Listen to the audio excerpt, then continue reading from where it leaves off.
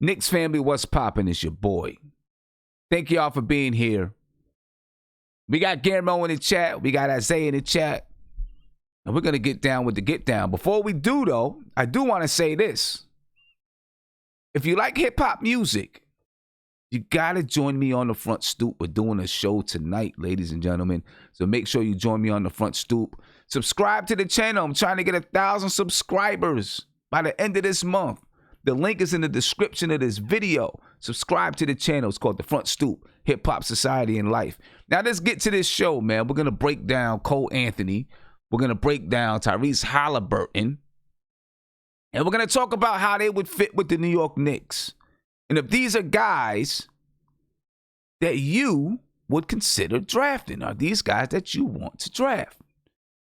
So we're going to get into it and break it down, ladies and gentlemen, and have a good time while we're doing it. And then directly after this show, we'll be on the front stoop. And I'll announce later on what we're going to talk about on the front stoop. I got Guillermo in the chat. Isaiah's in the chat. Let's get in and say what's up to these guys, man. And then, we'll get this thing moving and popping and grooving. You know what I'm saying? Let's get them on over here. Isaiah, what's popping with you, bro? How you feeling? What's going on with you, man? Just another day in quarantine heaven. Quarantine heaven, huh? I'm trying to keep it positive, man. Just been in the house. Working out a little bit as much as I can. I don't really got equipment, so just got to do some push-ups and stuff. You got to do them prison workouts, bro. Yeah, man. You got to do them prison workouts. You know what I'm saying? Yeah, you know. I'm trying to get on my Guillermo level, but trying to keep it humble. Guillermo, what's going on with you, man? Did you say moving, popping, and grooving? Moving, popping, grooving, whatever you want to say. You know what I mean? Oh my lord! This is every audience DJ Spesh for you. Give it up for DJ Spesh. That is the worst rhyme or set of introductory words I've heard. Please don't use that again.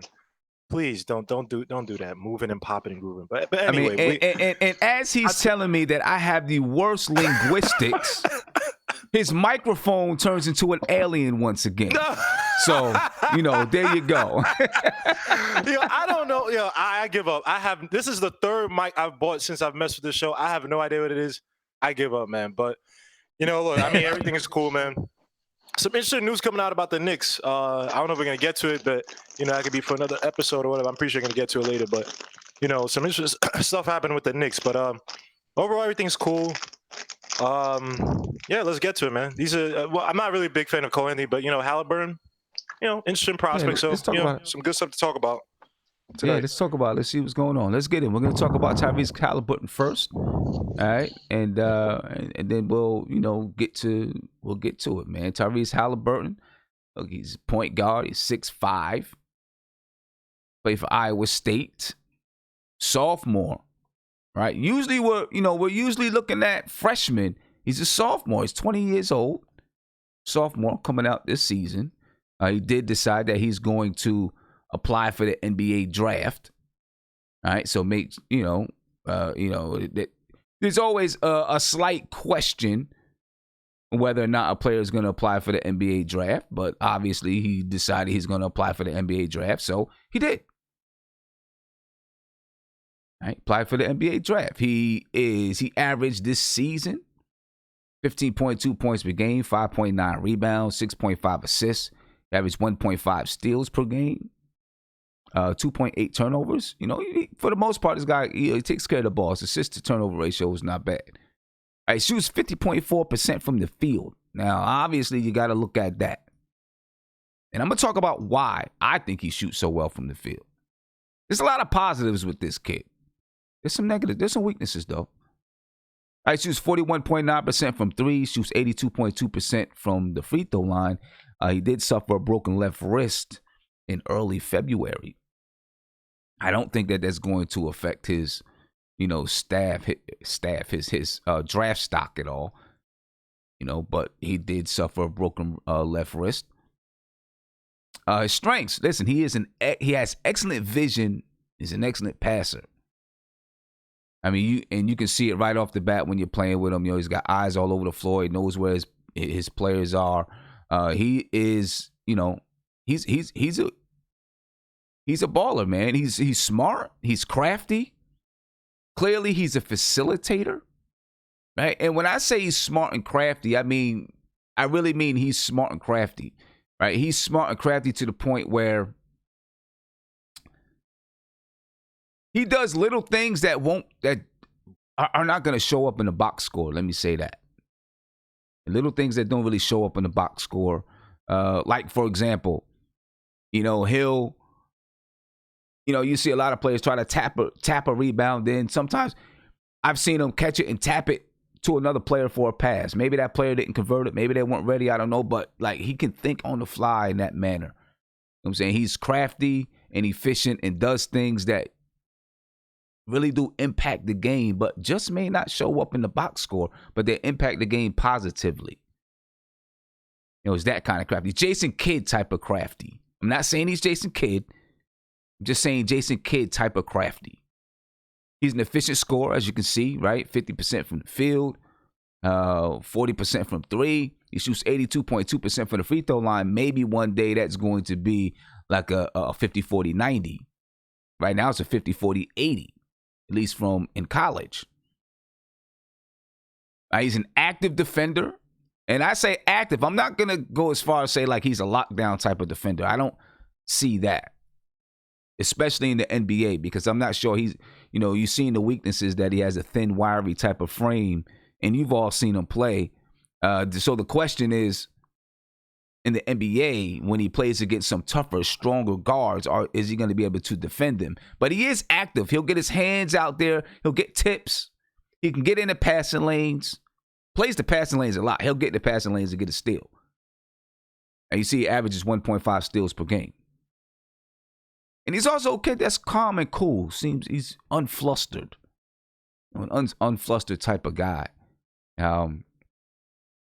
So I don't... you need that kind of calm and cool, especially in New York. Right? You need someone that's calm and cool and unflustered. As far as weaknesses, like I said, he has a thin and wiry frame.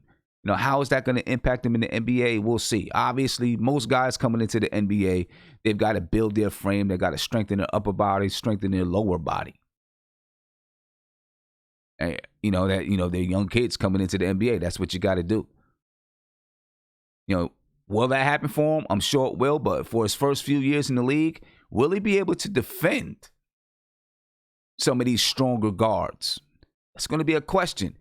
And when I say can he play versus strong guards, as you see in the weaknesses, I don't mean just defensively, also offensively.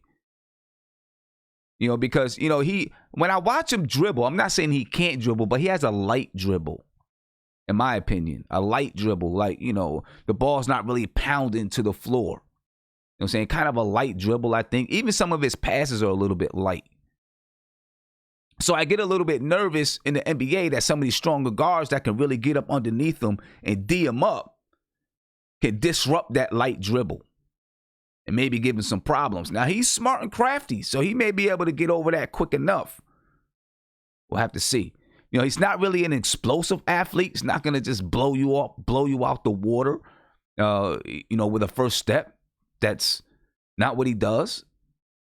Like I said, he's more crafty, find ways to get to the basket. He is long and lanky, so he can get up above the rim. Maybe it'll trick you when thinking that he's this really good athlete, but he's not really an explosive athlete. Then he has that push shot, right? Which he shot 41% from three in college. With that push shot, I'm sure if he's by himself, he'll get it off. But with a defender coming at him, that could be an issue for me. That kind of a push shot, because now, players, they grow up shooting the way that they shoot, and they learn how to get over certain things, certain weaknesses, and get around certain things that happen on the floor. Because they're inside, they have their own game. Right? But I am concerned that with a defender flying at him, can he get that shot off cleanly? Because it's a push shot and it's low. And I know I talked about LaMelo Ball the other day, and I wasn't worried about the low trajectory of the shot, but it's not a push shot. This is a little bit different. His shot is kind of a push, and if you notice, if you watch games, and I don't know how many games recorded. I didn't watch every single one of them, but I went back and watched a few games. And when somebody is flying at him, that ball kind of goes all over the place because he's not up here with it. Well, you can't see me right now. He's not up. He doesn't have the ball high. He has it low when he's pushing it to the basket. That ball can go different areas. So I get concerned about the push shot. And I don't know if, can he fix it? I don't know. Now, the one thing I did notice when he shoots his free throws, he doesn't shoot a push shot. So we'll see, how that is. But he is a guy, that the skill sets that he has. And I know a lot of people are just straight up sold on LaMelo Ball, but the skill sets that he has could fit with the Knicks. Is he a long-term starting point guard in the NBA? I don't know. That's a question. You know what I mean?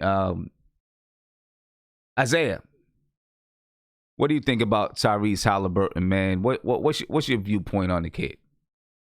My viewpoint on Tyler, I've been saying it constantly because I've been watching his tape and stuff.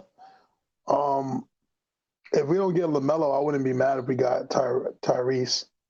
To me, he's the second best point guard in the draft behind LaMelo. He reminds me of SGA. He kind of could be that kind of player. He could also be a kind of Frank kind of player. I like him, man. When I watch his tape, like you said, he's crafty. He's a very good point guard. He sees the floor. He's good defensively. He runs the team really well.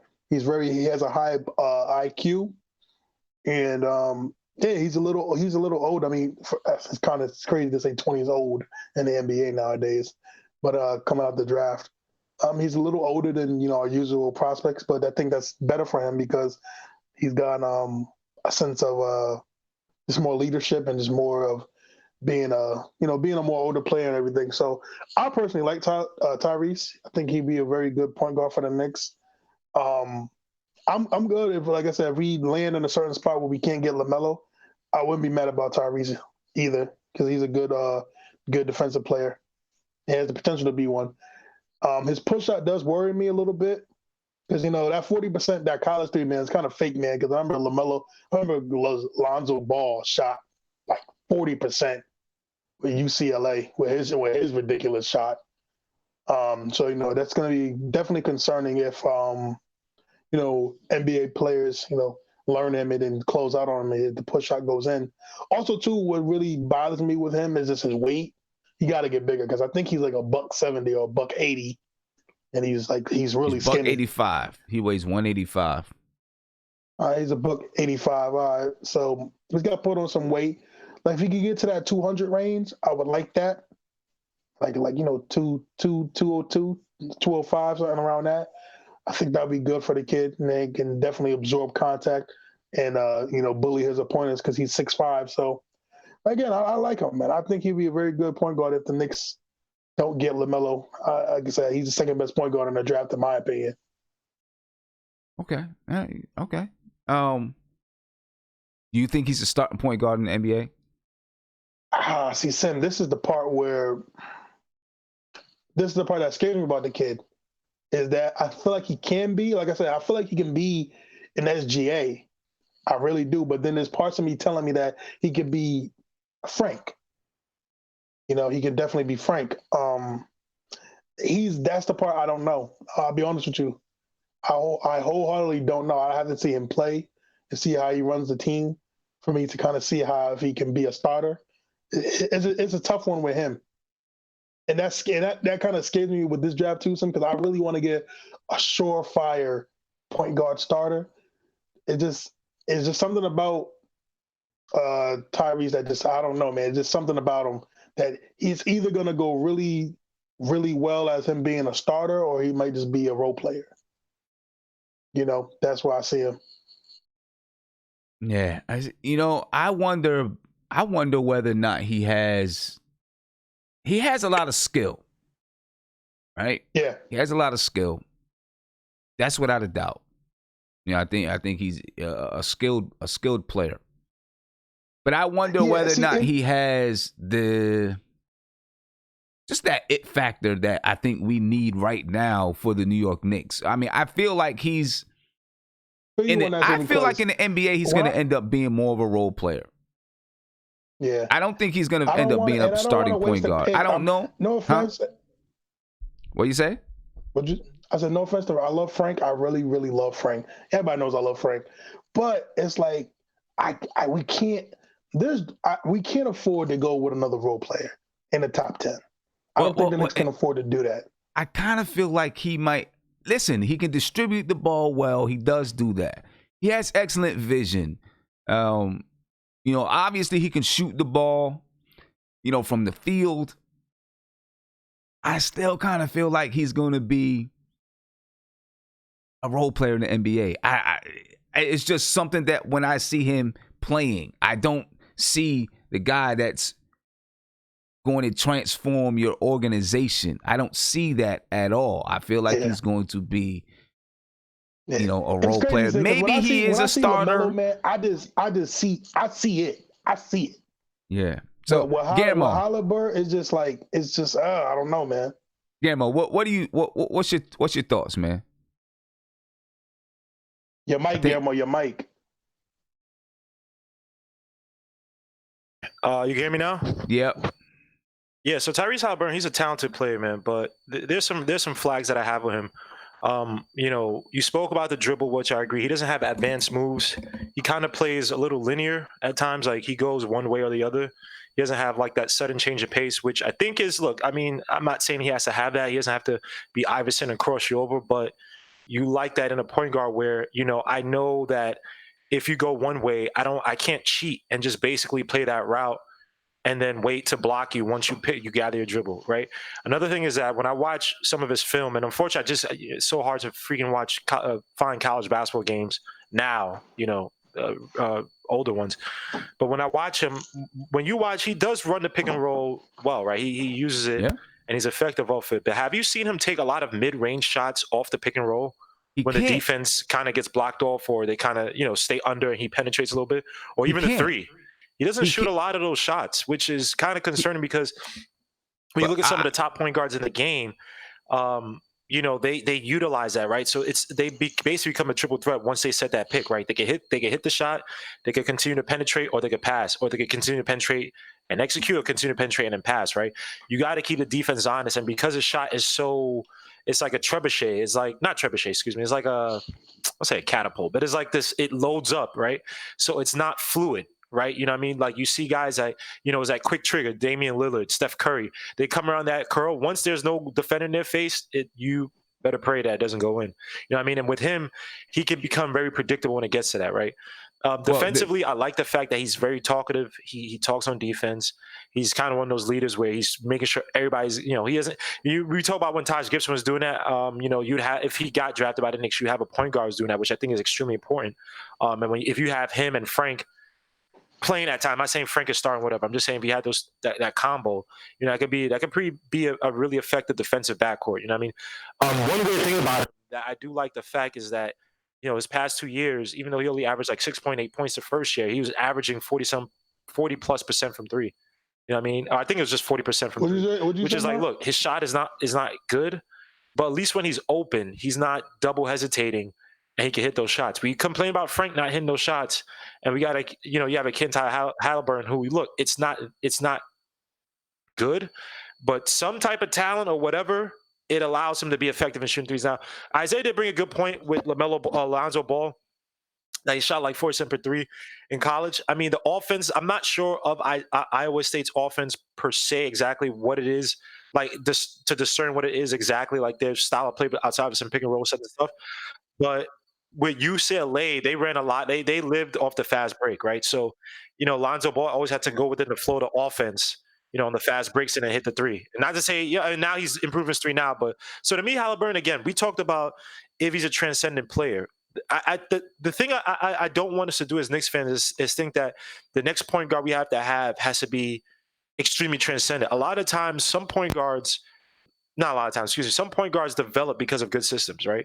So if you have a guy like Atkinson, who I favor, who can run that pick and roll and allow him to kind of hide some of his deficiencies. Say we get Halliburton and we get some other shooters to kind of put around him, while he's being able to take advantage of his talents in the pick and roll, pass the guys, cutting, him work with RJ Barrett, Frank, you know what I mean? Build up his confidence. I mean, I'm not saying he's gonna be an all-star, but he could be an effective player. So I'm kind of torn because this draft is so damn weak. But I know people love LaMelo. I have hesitation on all these point guards, but Halliburton, I think he's a guy that if you have the proper system for him and you coach him up, he could be highly effective for this team. And we'll be looking at everybody be looking at us like we have the next SGA because, again, like I said, and I'll give Mark this. I know Mark is going to go crazy, but Mark was literally the only guy I remember from draft night that was screaming for SGA, and I don't remember anyone else screaming for SGA. So and look where SGA is now. People tell him, oh, he's going to be the next top 10, top 15 point guards in the next however many years. And it's like, well, that came with development from OKC. So, we have the proper development. I don't mind taking him, but Okay. I think when you were talking about him coming off of the, coming off this pick and roll and not pulling up, part of it is because of the shot.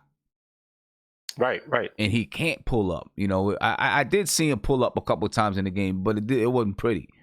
Yeah. It's hard for him to pull up. Because I was literally like, yo, I hope I didn't see like some weird correlation, right? And you see it, right? But then he's also sometimes, he bricks them pretty badly, like, and it doesn't look fluid, right? It looks janky. But for some reason, from 3, he can hit those. Now, that thing scares me because there are a lot of guys that we've seen in college where they can hit it from 3. Like I don't know if anybody remembers. Remember Salim Stoudemire, the lefty dude? You remember Salim Stoudemire got drafted by Atlanta Hawks? Yes. Shot like 45. I'm guessing, guys, but it's probably like 45%. He's one of the best college shooters. Came in the NBA, and I mean, I don't know what happened exactly with the Hawks, but that shooting touch I don't know where the hell it went. So, and he was a guy that his form was way better than Halliburton. So it just scares me that, some guys, they lose that confidence and their touch just goes out the freaking window. So if we have him in the system, we have to take advantage of, we have to stop trying to force the round peg into a square hole. We got to be like, all right, we know what his weaknesses are, but let's try to mask that for now and slowly work on them while the majority of sets that we run get him into things that he's comfortable with, that builds up his confidence so he can work on those other things over time. Because again, like you said, Sim, a lot of these guys, I know he's a sophomore, but a lot of these guys are still young, extremely young. You know what I mean? These guys are coming in 18, 19 years old, and confidence right now is everything. They came from high schools, they came from college where they were getting everyone, everyone loves them, all this stuff. They come to the NBA, and you got Patrick Beverly abusing them, and then the coach doesn't play you for the next how many games, and you could lose everything that made you a star in high school and college. So, right. If we draft Halliburton, let's have the proper system. Let's have a proper coach. Let's not get a coach that Leon Rose went to the party, Dwayne Wade's party with, because they're probably doing some weird stuff. But anyway, let's get the proper coach that could work on Halliburton's game and also make other guys effective. Halliburton's a pick and roll guy. He's rangy. He doesn't work on his weight because he can get thrown around a lot. I've seen it. He doesn't have the explosion. But again, like we did with RJ, which was working until the coronavirus thing hit, run more pick and rolls and create space so that they can use their skill to be effective, to get guys the ball, to shoot. He likes to throw that little floater when he drives to the basket, get these guys easy shots and work from there. Yeah. We'll see. Mark, what's going on, man? What's your take on him? All right, because he's tricky. Because the dude has great tangibles. I watched him all year round. He has great tangibles. He has great floor general skills, but he's not quick enough. That jump shot's him. That jump shot. He's a set shooter at that. Number one. Well, at least in the NBA. He's going to be a set shooter for sure. Even in college, he's more of a set shooter. Most of his shots, jump shots, come off set shooting. Well, that's true. His shot is very janky, man. It's like a push. Yeah, we know. It's a push shot. It's not a push shot. motion. It's not like a push. It is just push shot. he don't shoot with his shot is not motion. He you know what he remind me of? He remind me of a good role player that could be very, very good, like Sean Livingston. He can grow to be that type of player. Yeah, something like that. Yeah, I don't think he's a starting point guard in the league.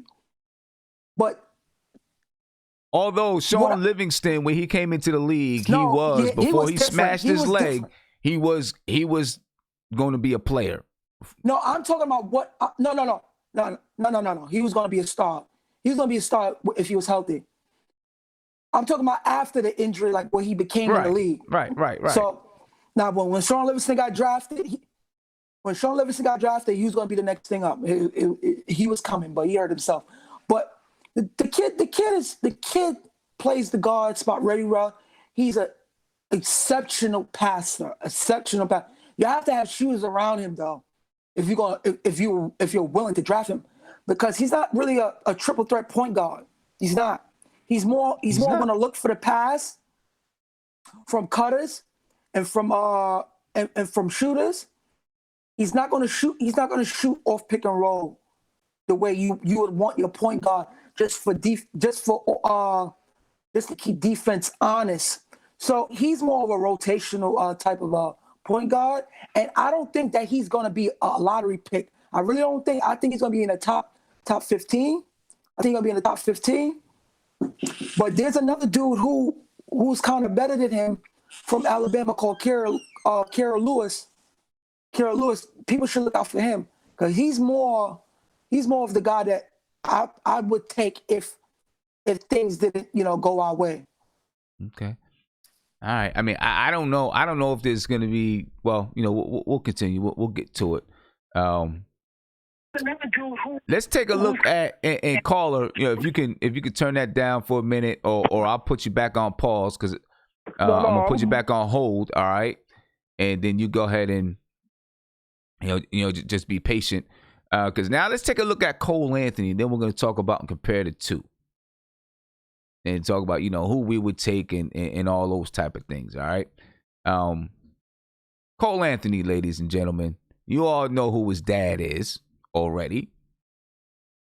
All right, so there's no questions about that. You know who his pops is. His pops played in New York. Greg Anthony, UNLV legend. Played for some very good teams with the Knicks too, did Greg Anthony. His son is Cole Anthony. He's 6'2", 185 pounds, so he's got a pretty strong body coming into the NBA. All right, played for North Carolina. He's a freshman. He's an older freshman, though. So, just because he's a freshman, he's an older freshman. All right, he's going to turn 20 in May. All right, so although he's a freshman, coming into the league, he's going to be 20 years old. He averaged 18.5 points per game, 4 rebounds, 5.7 assists. He averaged 1.3 steals, 3.5 turnovers per game. He shot 38% from the field. Shot 34.8% from three and 75% from the free throw line. All right, he had knee surgery in December. He did come back and play. All right, matter of fact, he had a pretty good game in his first game versus Wake Forest when he came back. All right, looking at the scouting report on him, he has an explosive first step. He has a lot of finishing moves. All right, he can go left, he can go right. He got a floater. A lot of good finishing moves, he has. And part of it is because, and I should have had this higher. Part of it is because he has pretty good footwork. Right? If you watch him, he's, he can be shifty. He can go off the left foot, right foot. He has good footwork. All right, he can handle the ball. He's not like a super duper explosive ball handler. He has an explosive first step, and he is an explosive player, but he doesn't have, a whole bunch of crazy moves that's going to wow everybody. But he can handle the basketball. He can get small. He's 6'2", so relatively speaking, for the NBA, he's a small player, but he can get small, meaning he can get down and get inside, get into crevices, to make passes, and throw that pocket pass. right? Because he can get himself small. He's a decent defender. He's not an all-world defender or anything like that, but he's a good defender. He's a decent defender. Plays the passing lanes. He'll get some steals. He averages 1.3 steals per game. And like I said, he does have good footwork. All right. Weaknesses. Well, he's a volume shooter. He averaged 16 shots a game in college. He's a volume shooter, but he shoots with low efficiency, and his shot selection is very questionable, in my opinion. I've seen him play some good games where, he had good shot selection. And you know what? In those games, he shot well. But, he has an issue with shot selection. You can see he shoots 38% from the field, 34.8% from three. All right, but unlike Tyrese Haliburton, he has good form on a shot. So he can come off a screen and roll and pull it up. He could be a triple threat off the screen and roll because he can pass the ball. He has decent vision as well. He can pass the ball off of that screen and roll. He can get inside and make the passes, right? Dip passes off. So he's a good passer as well. So coming off that screen and roll, he's definitely a triple threat. He can pass it, shoot it, or go to the basket. Now, he does have a quick couple dribble, boom, boom, and can pull the ball up. I know I went back to talking about his strengths, but, he can be turnover prone. All right, he'll turn the ball over. He averaged 3.5 turnovers per game. Part of it because sometimes he'll get a little, maybe the speed is too much for him and he can't control it or whatever. I don't know, but he can get he can turn the ball over sometimes. Then my question is he a starting point guard in the NBA? I don't think he's a starting point guard in the NBA.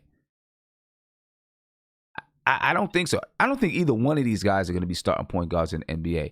And I'm sure there's a lot of people that are going to say I'm wrong, and that's cool. I'm good with that. You can say I'm wrong. I think he's going to be a stopgap point guard. Okay? I think that's what he's going to be. A stopgap point guard in the NBA, a guy that,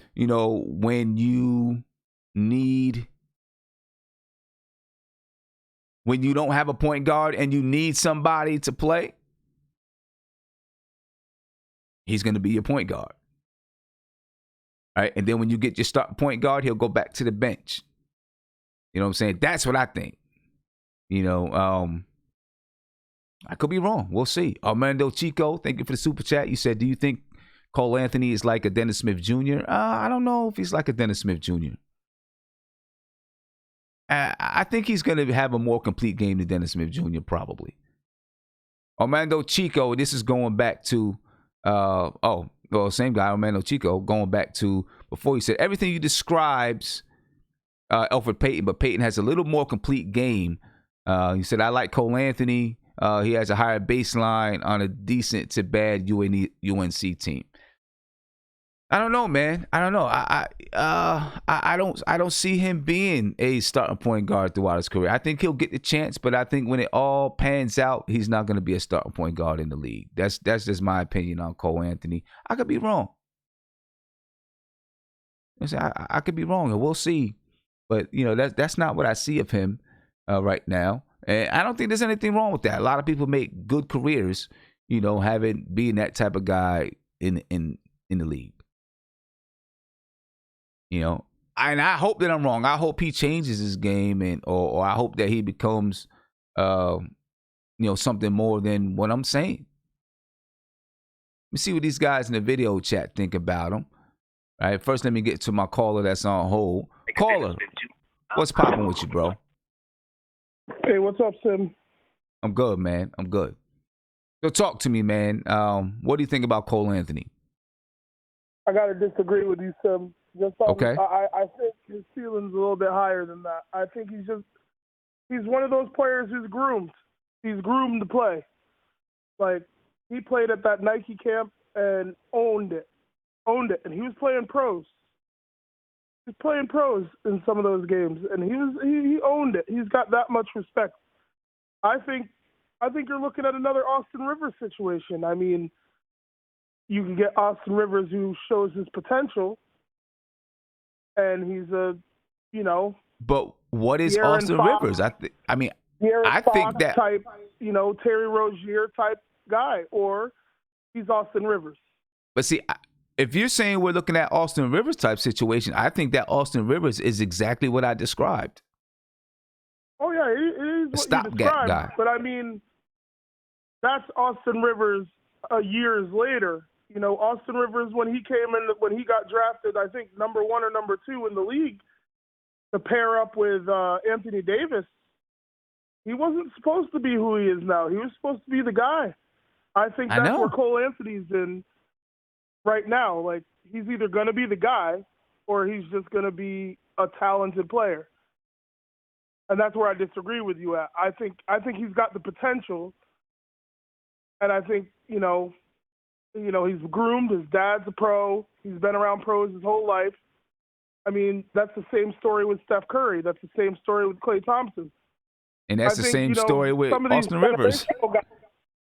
Right. I mean, but that's also the same story with Austin Rivers. He's been around basketball his whole life. His dad was in the NBA and all that stuff too. You know what I mean? I mean, that's the same story. I'm not saying he's going to be Austin Rivers, but I just don't know if he's going to be a starting point guard in the NBA, a full-time starting point guard for his entire career. I think he's going to start out that way. I think he'll start out that way. I don't know if he's going to continue that way throughout his career. That's just my opinion on him. No, I hear you. I just think in this draft, personally, for the Knicks, I don't care about any other team. Just for my team, the Knicks. If you don't end up with LaMelo or Cole Anthony, you just trade the pick. Trade the pick. Go get Terry Rozier. Go get Fred VanVleet. I mean, you can do it. You have the assets. You have the money.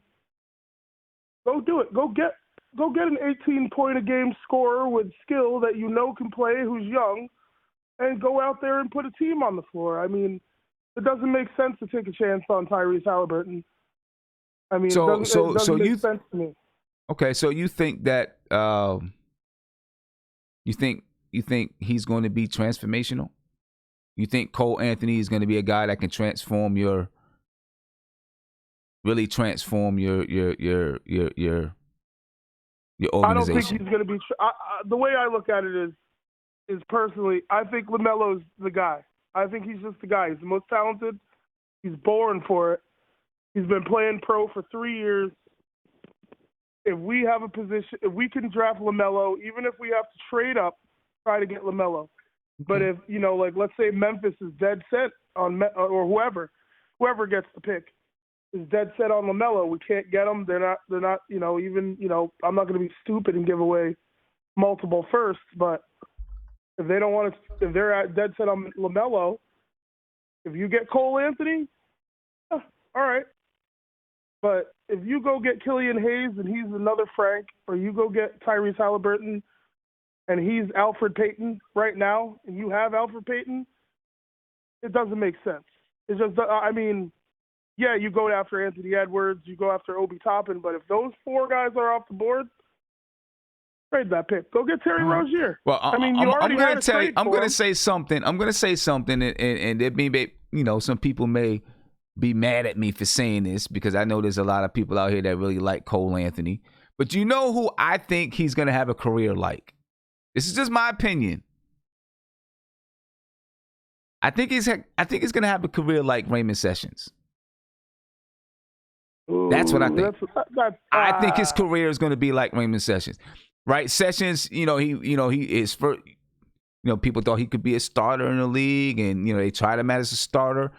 He was a starter for a little while, then he popped around to some other teams. He'd be a starter, then go to the bench, then the starter, go to the bench. When he didn't have a player, he was a starter. I think it's going to be like Sessions. I don't know. I think you're selling this guy low. I think Halliburton might end up like Raymond Sessions, but listen, listen, Sessions had a point in his career, right, from 2010 and 11 to 13-14, where he was averaging 13 points, 11 points, 10 points, 13 points, 14 points, 12 points, 10 points, 16 points, right, along with 5 assists, 5 assists, 5 assists, 6 assists, 4 assists, 4 assists. right? He had a point in his career where he was putting up those kind of numbers. He just couldn't stick. Yeah, but Ramon Sessions was never good. I don't think he was a lottery pick. I don't think he was even close to a lottery pick. I don't care if he was a lottery pick or not. What's that mean? I get it. No, I get it. A lottery pick is not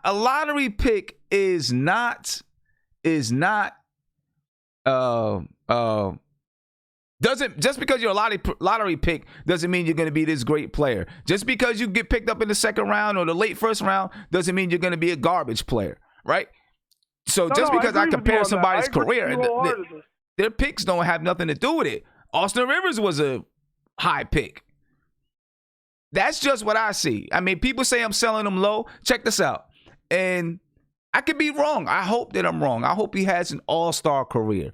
I want him to be an all-star career. A couple years ago, I said that Lonzo Ball was going to be Ricky Rubio. And everybody said, I didn't say it on here, I said it on Twitter. Everybody was like, you crazy. His floor, they said, his floor is Ricky Rubio. That's what they said. His floor is better than Ricky Rubio. What is Lonzo Ball right now? Yeah, but it's his third year. He's 21 years old. Yeah, well, Ricky Rubio was about in the same place that he is in his third year. He's prime Ricky Rubio in his third year. I don't know about that. I don't know about if he's prime Ricky Rubio. I think that Lonzo Ball, he's good. And maybe he gets to an all-star team, but, he's not going to be transformational. Even if he's not this is just all-star? what I see in him. When I watch him play, that's what I see in Cole Anthony. I see a stopgap point guard in the NBA. Some people are sour on some different players, and, hey, I'm not even here to try to change your mind. I'm just saying personally, from my standpoint, from, the way I view it, I think that those are the two guys, and if we don't get them and we don't get Obi, because I think he's the best all-around big man. Trade that pick. Go get. You can get picks. I mean, we still have a 28th and another pick in the top. Trade that pick back. Go get a guy we know is good. Like we've scouted, and we might get a guy at 15 that's pretty decent. That's exactly what we need. Okay. I wouldn't go out and go get another Frank or another Tyrese Haliburton. We need this draft to hit. It's like when you're doing the process, look at like Philadelphia. They kept getting picks, and look, they got Nerlens Noel. They got Marcus Carter Williams. They got Saric. Now those guys aren't on the team, but they were all high picks, and they traded them for assets. All right. And then they kept going until they got a Ben Simmons, and then when they got a Ben Simmons. They flaked on another pick, got an Embiid, and then they went and they had Markelle Fultz, who if he was on the team, they'd be better off. I mean, he just got hurt and messed up. All right. So I just think the Knicks need to get a guy who's a sure shot guy. No more projects. I feel you. Hey, I appreciate you, man. I appreciate you. And Raymond Sessions. I don't know. That's what I see. Caller, you on live with Nothing But Knicks. What's popping? Hey, what's going on? How you doing? I'm good, brother. How you feeling? I love your show. First time I've called in, but I don't know what you guys are talking about with Cole Anthony. Cole Anthony is not even in the same stratosphere as what Tyrese Haliburton's done, and I don't get it. I'm not following what everybody's seeing, and it's not confusing to me, but I'm curious as to what it is everybody's looking for when they say they're looking for a transformational talent or transition, someone who's going to transform the franchise. Is that generally what you're looking for when you're saying you want to draft a player, or are you looking for a good player that's going to improve your team? Well, I think right now, looking at that, we need a point guard, and where we are in the draft and the ability to even move up if we need to. I think people are looking and saying, we need to get a point guard we need to get a point guard for the future. How about that? Maybe we don't even need to say transformational. We need a point guard that's really going to be our point guard for the future and be able to take hold of this franchise, because we haven't had that since who? You're right. And I'm thinking back, since the early 90s, and, even Charlie Ward wasn't that, but I don't want to go back, 20 years, because basketball now is not the same as what basketball was back then. But anyway, having said that, Tyrese Haliburton is the best player that the Knicks will possibly get, and I'll tell you why. He's plug and play right now. Everything that he does, it transitions perfectly from college basketball to NBA basketball easily. So the things that I hear are he can't get his shot off. I'm going to tell you right now, if you look on the clips that you're playing right now from YouTube and things like that, if you slow it down frame by frame to 25% or whatever the speed is, Halliburton can get his shot off in like probably a quarter of a second. Meaning 0.25 on the shot clock, he can get his shot off. He can get his shot off anytime, any place that he needs to. I understand that his dribbling is not strong, but you have to look at him not as like a guy who needs to break down a defense with his dribble. You have to look at him like a Reggie Miller. He's the type of guy that he doesn't have to beat the ball into the ground for 10 seconds on the shot clock. He can bring the ball up the same way Frank is right now. He can run through screens, backdoor screens, cuts, things like that. And his cutting and his movement is going to generate the separation that he needs to get his shot off. And he's hit, and he's proven this. He's hit 43% in his freshman year, and he's hit 42% from three in his sophomore year. All he needs to do is run around screens, and he can get his shot off the same way Reggie Miller did, and it's going to go in. So what I see from him is that he's going to transition to the NBA.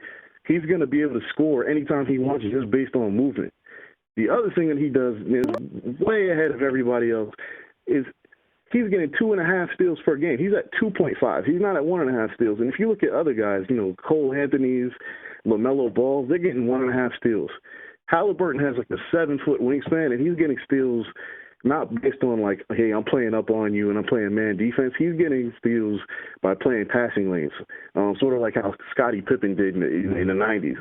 So to me, he can play the point guard. He can start. He can average 15 a game, which to me, my baseline for a starter on any team is a 15-point notch, right? And I know Alfred Payton is not a starter because he's never averaged 15 a game. He's like a 12 or 13 game per game scorer.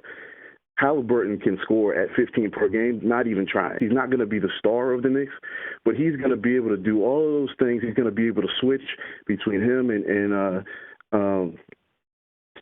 the other perimeter players without much of a hey, okay. you lost, but you let lost me, somebody on a switch, things like but that. But let me so ask anyway. you though, is it? You're saying that he's going to be a good off the ball player in the NBA. But that's not what we need, right? We need a point guard that is going to run the show for us. Why do we need that? We have because who do we have? All right, so we have ball dominant players, right? You have. I'm not talking about a ball dominant player. We have a shooting guard that's ball dominant. How do we need another ball dominant player? Hold on. I'm not talking about a ball dominant player. To run this show, you don't have to be ball dominant. You know what I'm saying? You don't have to be a ball dominant player to run the show. You can run the show without dominating the basketball. We need a leader out there on the floor, just a point guard who is a leader, who can dominate the ball if they have to, who can let somebody else dominate the ball if they have to, who can run the show, who can score if they have to. Like, they can do it from all facets on the floor. I don't think that he is that. If you're saying that he plays more off the ball, I don't think we need him. Not at this pick. We need him to be an off the ball guy. We need a guy that's going to be our point guard from now in the future. You know what I'm saying? And this is an opportunity. We have an opportunity here to maybe nab one, and I don't think he is that. Okay. I'm going to just disagree with you. I hear what you're saying, but if you look at the top teams, right, in the Eastern Conference, and look at the teams that the Knicks are going to be playing, you have Toronto, and you look at Toronto, and you're like, they don't have really strong perimeter players, but they do. They play team defense, and they win games. I agree, but they got Kyle Lowry runs the show. They win games. He's that type of player. He's going to be one of those guys. Even the Nets. The Nets Kyle Lowry, who runs the show? And people like that, he's one of those guys. Bro, who runs the show for Toronto? Kyle Lowry. Kyle Lowry. Is where you going. He runs the show. You talk about Brooklyn, right? Obviously, Kyrie Irving was hurt, but if Kyrie wasn't doing it, who was running the show? Spencer Dinwiddie.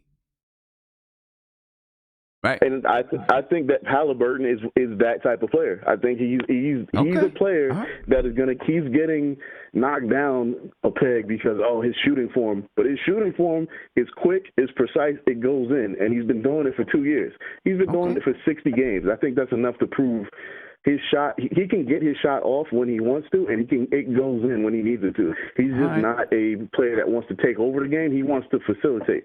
And I think he's a better point guard than Ball, a better point guard than Cole Anthony by far. But I think between him and Ball, I would prefer him. But I wouldn't mind if they took Ball. All right. Well, hey, my man, I appreciate your call, bro. Let me get on to another call, then I'm gonna get back here to the video chat. All right. I don't know, man. I'm not saying he's not going to be a starter in the NBA. I don't think Cole Anthony's going to be a starter in the NBA in the long run. Tyrese Haliburton, I'll see. I will see. I'm not sure how everything's going to transition to the NBA. Get to another call. Caller, you're on live with Nothing But Knicks. What's popping? How you doing, Sam? I'm good. So I was just listening to your discussion. I'm really not a fan of any of these point guards outside of LaMelo. Okay. Halliburton, he really is interesting because he can dish the rock, shoot the rock. But can he get into the paint? Can he create for his teammates? I'm not sure about that. I don't think so. And Cole Anthony, he also has the same problem. Can he go into the paint with his left hand? Can he shoot with his left hand to make the layup? I don't know. I think it can. I think he can use both hands, and I think he can get inside. I just don't think he's going to be. I don't know. I just don't think he's going to be a starting NBA point guard in the long run. And it's his size. His size scares me. So you 6'2", 6'2", 6'1". Yeah, 6'2". I can see him become maybe like a Lou Williams, but I don't know, starting point guard. And we need someone who can make the other Knicks better. We don't need someone who can, get his shot off and that's it. Yeah, I agree with you. We need someone who's going to make, definitely, who's going to make the other guys better. And that's what I was discussing with the last caller. We don't need, not at this pick, we don't need an off-ball guy, that's going to, unless he's just this, a guy that is going to be a superstar, you know what I mean? But we need a guy that's going to facilitate for us and be the leader out there. I think that's what we need right now. That is exactly what we need right now. So my only problem is, if, say we drop outside the top three, maybe we get the fourth, fifth, sixth pick. Are we really going to get Hayes? Because you guys made a good point the other day that he's more of a a system point guard where he's going to hit the guy where he thinks he's going to be instead of right. Where where he actually sees where he's going to be. Instead of being in the system, just doing it on the fly. I don't know if he's that point guard. So even if we drop 4, 5, 6, maybe we shouldn't even look for a point guard. Maybe we should get a power forward or a center, a backup center. I don't know. Well, I think that's definitely something that you consider. If you can't get LaMelo Ball, then maybe you'd be like, okay, well, we're going to take the best talent available or something like that. Or maybe, listen, they have options. They do have some options to try to move up if there's someone that they really, really, really are in love with. They have some options to try to move up. So, but you think it's going to take draft picks, or you think we're actually going to have to trade players to actually move up? I don't know. That's a good question. I don't know. Good question. I don't know. I think they should just keep their eyes open on the back of the draft because there are also other point guards who can play. Yeah. I'm a fan of the bigger point guards. I like big point guards, 6'4", 6'5". Okay. Get in the passing lanes, make easy shots, get in the lane, make just game easy. They don't have to have the best shooting percentage as long as they can shoot, free throws, 70% or higher. That's all I want. That's all I want. All right, man. Hey, I appreciate your call, bro. No problem. All right, peace. All right, let me get one more call here. Caller, you on live with Nothing But Knicks. What's popping? What's up, Sam? What's going on with you, bro? As far as the Cole Anthony Halliburton debate, to me, in my eyes, there really is no debate, right? Halliburton is not a primary ball handler. And this is the problem, right? If we were to bring him onto this team, you'd just be getting a secondary ball handler and still be in search of a primary. Now, his IQ is good. He can shoot. The problem with his shooting is that he shoots a set shot. He's not someone who's going to get his offense off the bounce. He needs someone else to create in order for his shot to sort of be functional.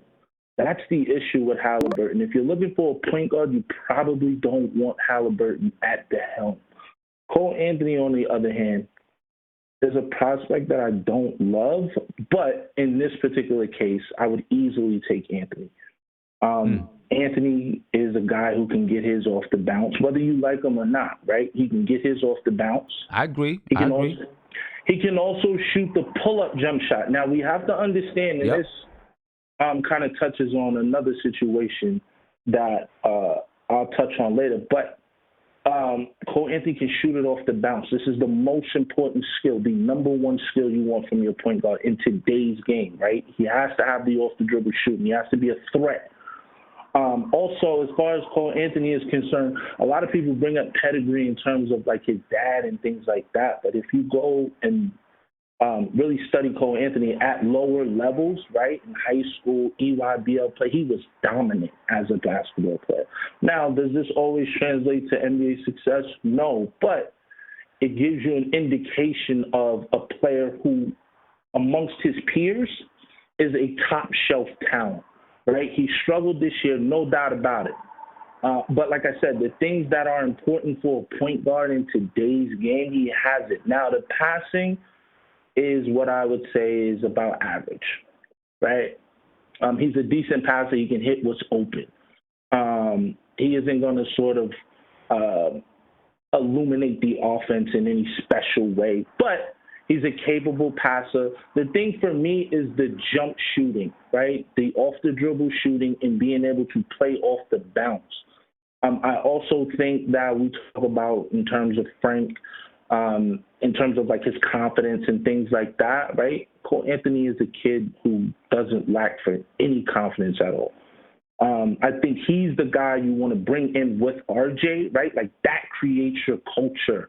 When you have two tough-minded, strong-willed cornerstones of your team, this sort of builds your identity. Guys that hate to lose, guys that love to compete. I think he would bring all of these things to the team immediately, right? You talk about guys who are ready to play.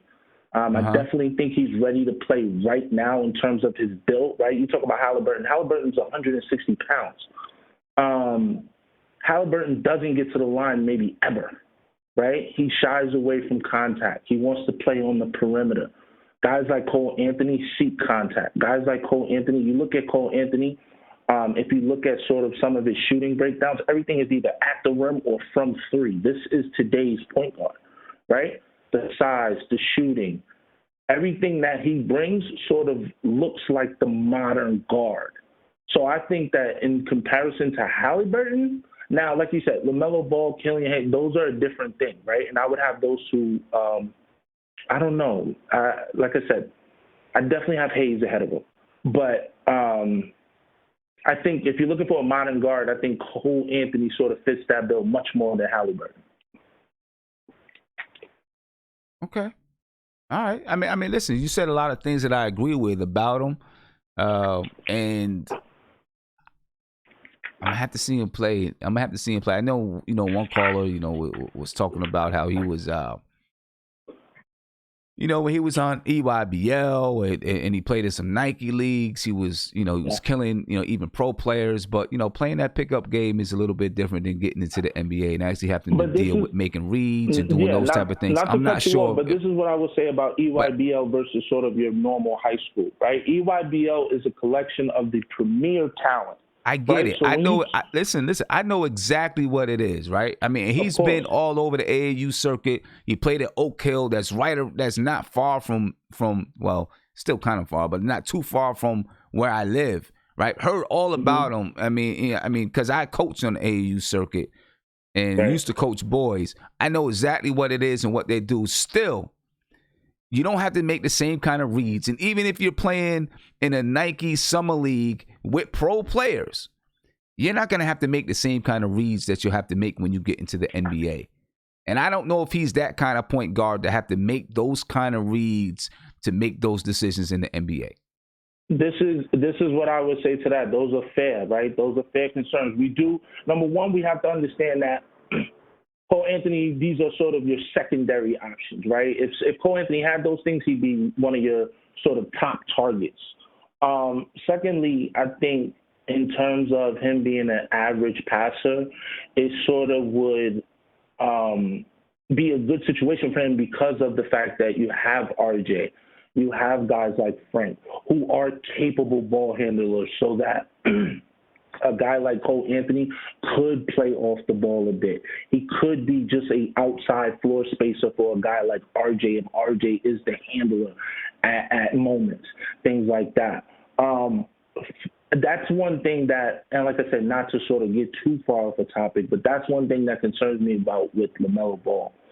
I think he's a really good talent. The one thing I have concerns about is, do you have to craft a system around LaMelo Ball? Does some of RJ's playmaking get neutered by the fact that LaMelo Ball is a very ball down? In order for him to work, you have to hand him the keys, and everyone else needs to play off of him. I wonder about whether or not he is that good of a player. Killian Hayes, I think, in my opinion, Killian Hayes is the guy we should be looking at. No doubt about it. I think everything that I said for Cole Anthony applies to Hayes in terms of the off-the-dribble shooting. We have to understand this off-the-dribble shooting, right, from the perimeter is we can't overstate this, right? Like, this is the most important thing. No. I agree with you. I agree with you. He can pull it. He can pull it off the dribble, take one dribble, pull it, come off that screen, pull it. I agree with you. And he's the passer that Cole Anthony isn't, right? Now, is he LaMelo Ball level passer? No, right? But he's an above average NBA passer, right? We have to understand, even both of these guys, in terms of LaMelo and Killian, both are younger than Cole Anthony, right? And almost better than him at the same stage while being younger. The point I wanted to point out with Killian Hayes is that in terms of championship equity, right, there are two types of point guards. There are point guards who operate within the system, and then there's point guards that operate as the system, right? A guy like LaMelo Ball and players, right, they operate as the system. These are your Steve Nash. These are your James Harden, your Steph Curry. Not even Steph Curry. I would more so put him in the within the system category, right? Steve Nash, Trae Young, Luka Doncic, these guys, right? And then there are players who operate within the system but have the ability to sort of play outside of the system in critical moments. These are your Kyle Lowrys. These are your Stephen Currys, believe it or not. Tony Parker. These are guys that, and if you look at actual NBA champions, right? Kyrie Irving played in a system that revolved around LeBron James, and he got his own outside of the system in critical moments, right? If you look at the list of championship point guards, right, the ones who win the championship, these are the guys who sort of play within a system. My fear with LaMelo Ball is that you're signing up for a lot of all-star games. You're signing up for a lot of stats. But in terms of team success, I think that the ball-dominant player doesn't lead you to that sort of height. Okay. Well, hey, my man, I appreciate your call. A very good call, by the way. I appreciate your call. But I'm going to get on, try to get to some other guys before I have to get out of here. All right? All right. Appreciate you, sir. Appreciate you, man. Peace. All right, let me get to some of these guys that see in the video chat that I didn't get to and get their opinions. And then I'm getting on over to the front stoop, ladies and gentlemen, because I'm already running a little bit late with the front stoop. So, Andrew, I'm coming to you, my man. Andrew, what's going on, man? Can you hear me? Andrew. Yeah, what's up? Yeah, what's going on, What man? happened? Can you hear me? Huh? Can you hear me? Oh. Yeah, I'm trying to get you on, bro. Okay, thanks. Yo, what's up, Sam? What's going on, man? Tell me, what's your take, man? My bad. Cole Anthony. Yeah. Sorry, I was in the group chat. I was listening to what they was talking about. What is Cole Anthony. What is your Cole premise Anthony. here? Cole Anthony. What's your take on Cole Anthony? What I think about him? I mean, I think he's good and all, but I don't know what the Knicks to do because I know everybody wants to pick off. I know everybody wants to get a They're looking at Cole Anthony. He's Greg Anthony's son. But I'm not too sold on him. It was the guy that you was talking about yesterday. I forget the guy from, what's his name, Georgia? The shooting guard dude. He's athletic. Forget his name. Anthony I'm Edwards. more sold on that than Cole Anthony. Edwards. Talk about Anthony Edwards. I mean, he's 20 years old. Yeah, he's 20 years old, and I'm like, okay, when he's going to start? I'm not quite sure. And also, I really want to develop RJ. So I just want a guy that could come in who could you could pair with him that could shoot the ball and who's athletic and just attack the rim. Because I think, there's some games that RJ, he played point. He did look good. You know what I mean? When they put him in a pick and roll system. So I like to put somebody who could shoot next to him and who could just attack. I don't want just a point guard. And it's also what Mark was saying. It was a forward they have, a forward center. I can't forget the guy. I forget the guy name. Mark was just talking about it. Obi Toppin. And if the Knicks can even get that guy to play, I would definitely go that route. You know what I mean? Yeah. Because we're gonna get to him probably the next show. We're gonna talk about Obi Toppin probably the next show because Nick coming up. You know what I'm saying? I feel what you're saying. I feel what you're saying. I do think that we need to have a guy. I don't think that RJ Barrett is going to be a long-term lead guard type of guy. I think he's going to be more, probably end up playing the three sometimes, between that 2 and 3 spot. I don't know. I feel like the times that I've seen RJ Barrett be the primary guy, I felt like it limited his game in certain areas. I think he can do it in spells. I don't think that you have him do it the entire game. That's just me. Nick, I'm gonna come to you, Nick. I got a few minutes. I got to get out of here and get to the front stoop. So, Nick, what's going on, man? What's your take? Look, Haliburton. First of all, let me just hit Haliburton right quick. Haliburton would be great if you actually get Chris Paul in the house. I don't think Cole Anthony, for what we already have on the team, would fit. It's just I could see many other players, Obi Toppin, Anthony Edwards. All those guys are way better talents than Haliburton. It's a wasted pick if we go. Wasted pick if we go after Cole Anthony, not Haliburton. Haliburton needs mentorship, and he's gonna need like 3 years to develop. So, it'll be wasted for where we are right now. We need more talent that's ready to go right now. Yeah, nah, and look, we're gonna talk about Obi Toppin, but man, watching this kid play, because I got YouTube TV, so I put it on and I recorded every single college game that comes on. Okay, you know what I mean. So I've been going back and just watching games of players, and this guy reminds me of Amari. Yeah, he does. He really, his body shape, the way that he plays, except he can shoot the three. Amari wasn't shooting threes. He really reminds me of Amari in the things that he can do on the floor, man. I think he's going to come into the league and do something. But, he's a CAA client already. So is LaMelo Ball. So I think that at 6, we will draft either one out of the two. Yeah, that guy, man. He's yeah. Well, let me get to Freezy here. All right. And then I'm gonna move on over to start getting to this front stoop, man. Freezy, can you hear me? Right. Big Freezy. I don't know if Big Freezy can hear me. Yeah. You there, Freezy? Okay. Hey, what's up, Sam? Hey, what's going on, man? What's your take on these two How you guys, doing today, man? man? I'm good. Between Hey, man, Tyrese so- Haliburton, Cole Anthony, man. What's your take on it? Hey, so I kind of like both. I don't think that either are franchise point guards like what you mentioned earlier. I think Halliburton is more of a combo guard who will probably be excellent once he matures. Probably an excellent piece off your bench. You know what I'm saying? But I don't see any of these guys. If it's not LaMelo, I don't think any of these other point guards, projected first rounders, are franchise changers.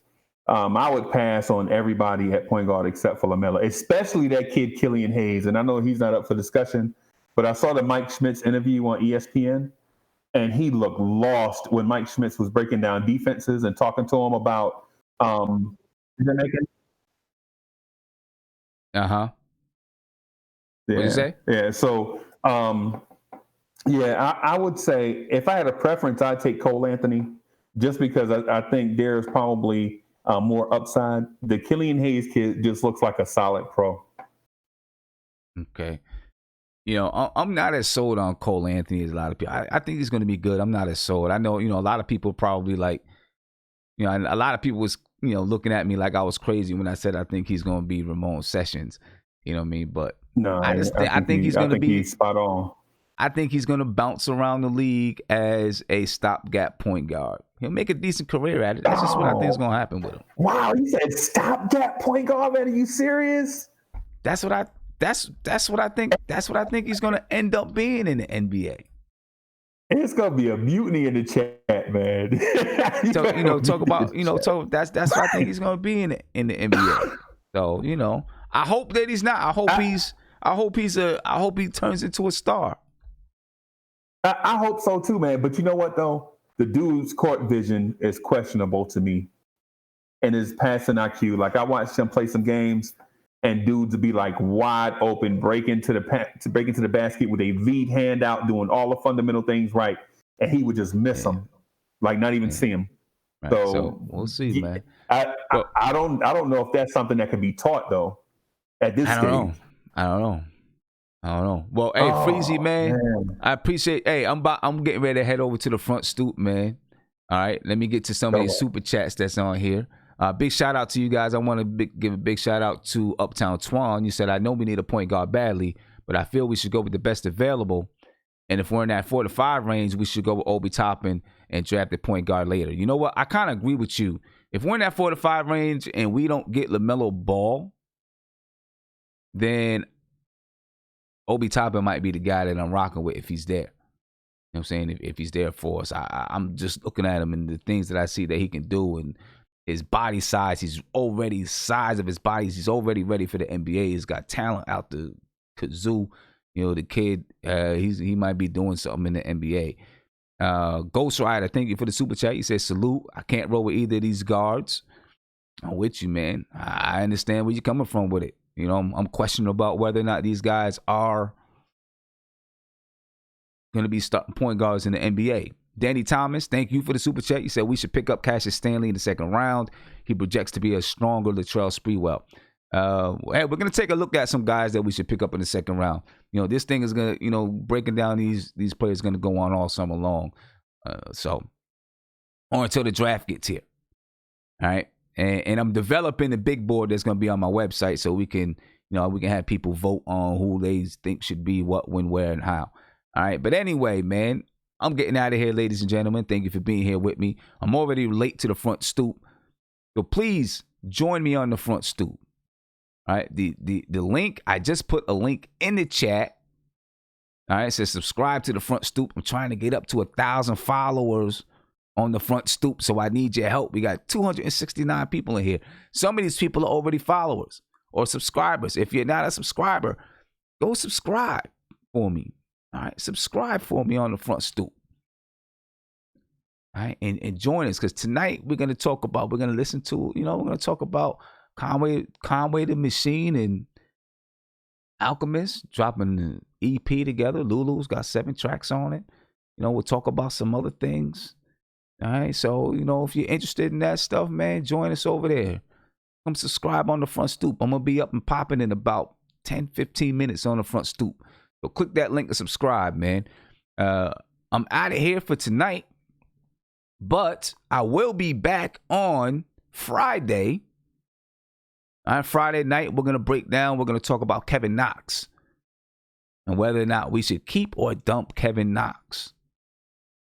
All right, so make sure you're ready for that, and make sure you come into that conversation with some good facts. All right, don't just talk gibberish. Come into that conversation with some good facts, ladies and gentlemen. All right, Friday, Kevin Knox, keep him or dump him. We're going to talk about it. But hey, join me over right now onto the Front Stoop. Subscribe to the channel. Come join me. We about to go talk some hip hop, some music, some society, some life, some everything, man. I'll catch you guys on the Front Stoop, hopefully, man. Peace.